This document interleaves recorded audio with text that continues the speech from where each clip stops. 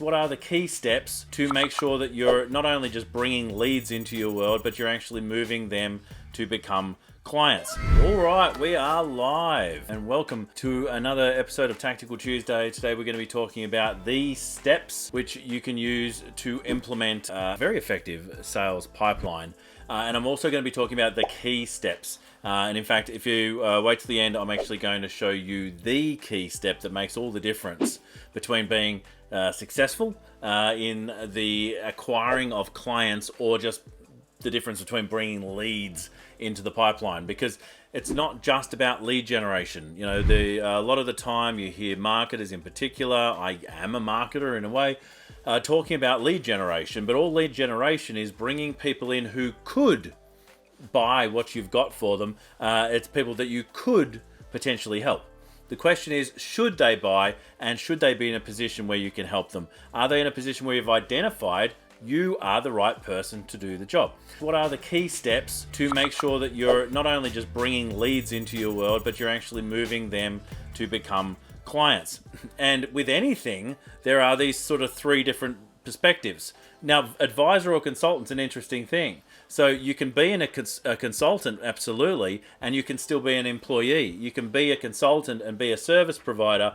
You can be a consultant or be an advisor. And I just look at it from a point of view of how you're engaging with the clients and how they are responding to you. The advisor is the person who gives advice. The service provider provides a service with the client telling them what they want. The employee does what they are asked to do or instructed to do. So if you're a consultant that is actually taking instruction for the client, then I would suggest that you have a much better opportunity to gain higher fees and higher value out of actually moving from that to service provider, but further on to advisor, which means that you're actually doing the work of positioning for advice. Now, what does that mean in a pipeline situation? It means that we can't just put advertising out there. We can't go to people and say, will you work with us? It needs to be very much an engagement that works through a process where they, in essence, ask for your support. They ask for your help. Right? Exactly. It's 100% how it's pronounced. So let's look at the process, because with all processes we have a start, maintain, complete. We actually have three steps that we need to move through. So what is the start when it comes to these processes? Well, for us to actually get the right type of clients we want to work with, we want to actually put them through a diagnostic or an audition process, which means at the end of the day, we need to be able to speak to people. So if we're looking to speak to people, we really do need to connect with them in a way that allows us to speak to them. That's the start of any relationship. How are we going to connect? Now, that all comes down to where the client is and where you are connecting. What is the connection point? Now, at a networking function, that may be a connection of a handshake. In an online space, if there is a specific role that you want to engage with, the easiest place to find those roles is on LinkedIn. If there's a certain psychographic, the way people are thinking about things, the easiest place to find them is on Facebook, because there are interest groups. Right?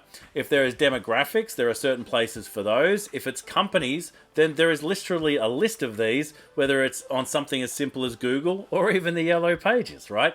We're looking for lists of places where we can have a connection point.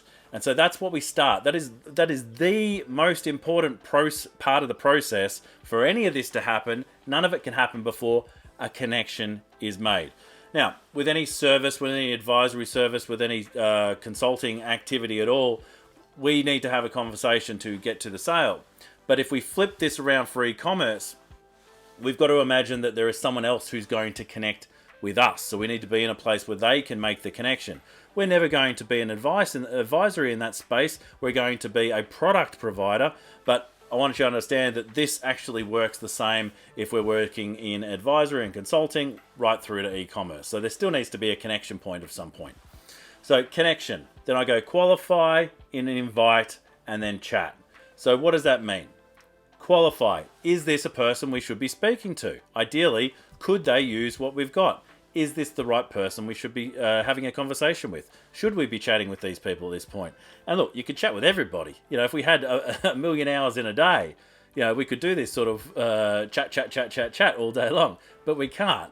because we don't have that. We have the same limited amount of 24 hours in every single day, and every single one of you has that same amount of time. So where are you going to spend it? Where are you going to spend the energy that you've got in time? Well, my suggestion is to always qualify the people you're bringing into your world before you do that. Otherwise, you're going to waste a lot of time having unnecessary conversations. So connect, qualify. Then I suggest an invite. We're inviting people into our world to step through the threshold. They've met the mentor. Will they take the invitation? And yes, I'm talking about the hero's journey, right? So there is someone going through their day-to-day ordinary life. There is a call to adventure. What is that? Something goes wrong or an opportunity shows up. Something happens in their world. They will maybe ignore the call. They'll deny the call. Maybe that didn't happen, or I can deal with the problem for now. But eventually it will become overwhelming and they need to accept the call and take a step forward. At that point, they're ready to do something, and that's when advisors step in, right? They meet the mentor, and that's the point of connection for us, where we invite them to take a step. If they take the step, they're moving into our world. If they don't take the step, they're not ready yet, and that's absolutely fine, right? So connect, qualify, invite. How do we invite? Do we invite them to a call? You can, but that's actually taking something from someone. That's taking time from somebody. My suggestion is to invite them to something that is of value that you can give them. And I was just saying on a call before, the best way to create value or relevance for someone is to actually take their identity, their values, and their the words that they use, and actually share it back for them. So you create a mirror.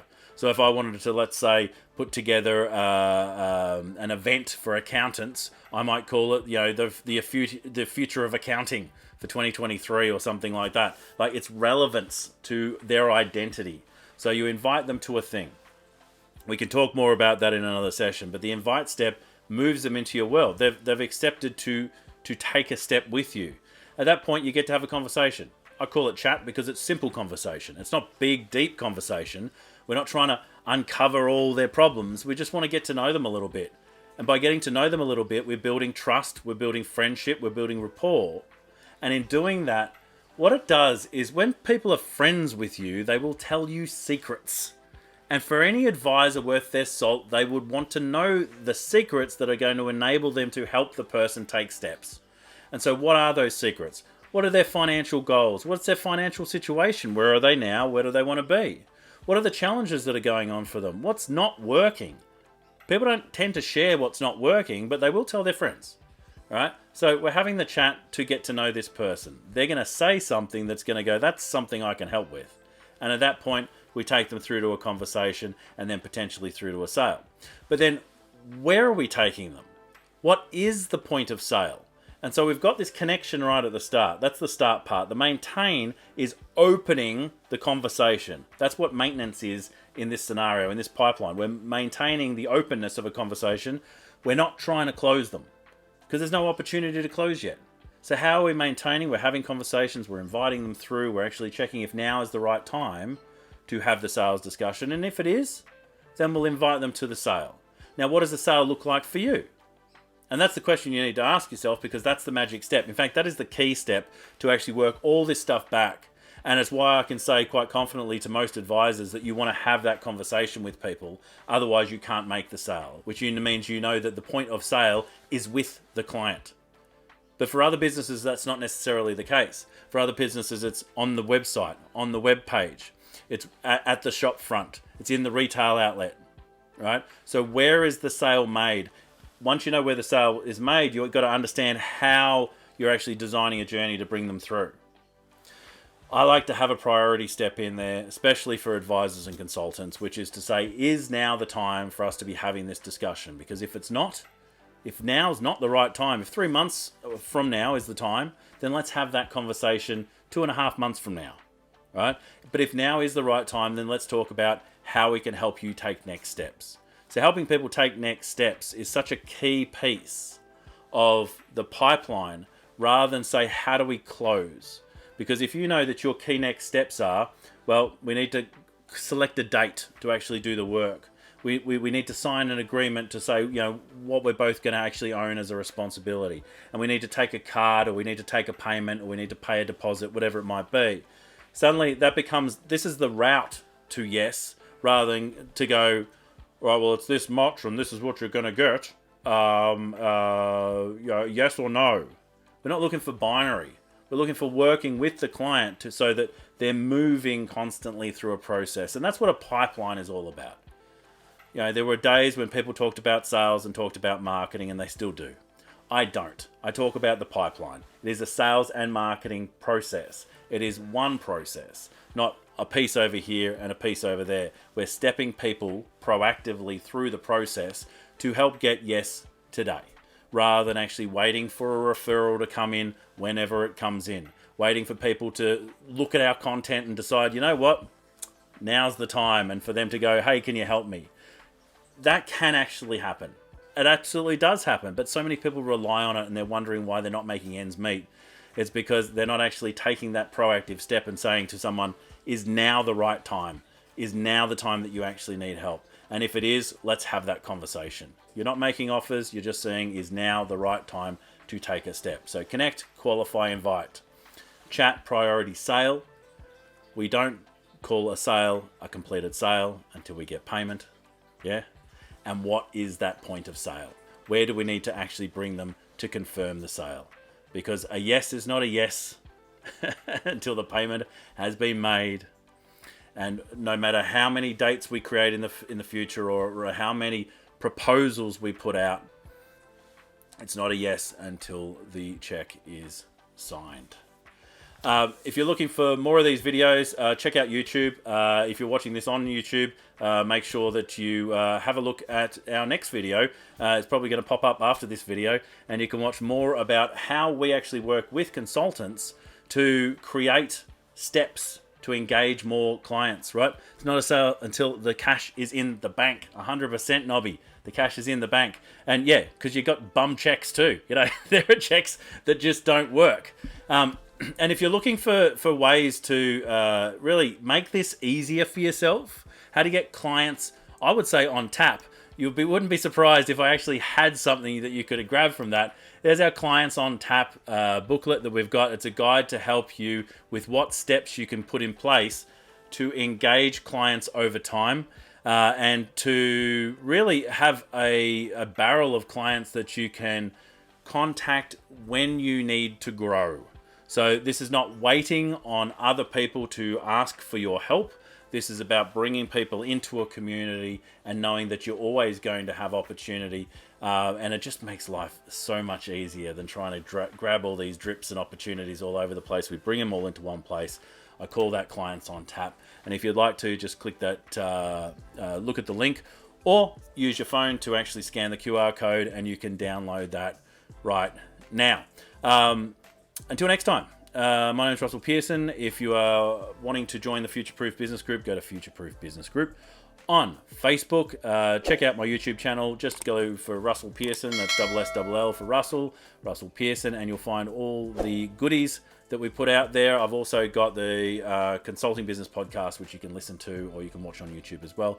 Until next time, stay absolutely passionate. I will catch you on the next one. Bye for now. Now that you've finished watching Tactical Tuesday, click on this video to actually see some more valuable content about helping you build your business.